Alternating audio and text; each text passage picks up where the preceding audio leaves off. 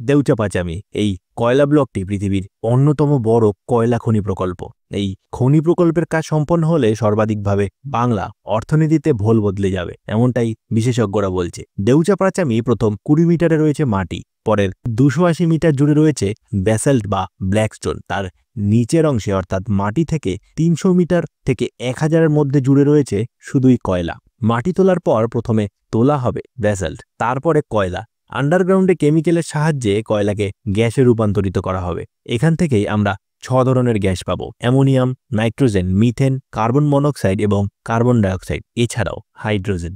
এই গ্যাসগুলি বিভিন্ন শিল্প সংস্থার কাজে ব্যবহার করা হবে। দেউচাপাচামিতে প্রায় 12,000 মিলিয়ন মেট্রিক টন কয়লা রয়েছে, 24,000 মিলিয়ন মেট্রিক টন ব্যাসাল্ট রয়েছে। সম্ভবত বিপুল পরিমাণের কয়লা এবং ব্যাসাল্ট উত্তোলনের ফলে বাংলার অর্থনীতিতে ভোল বদলে যাওয়াটাই স্বাভাবিক বিষয়। এখন শুধুমাত্র সময়ের অপেক্ষা।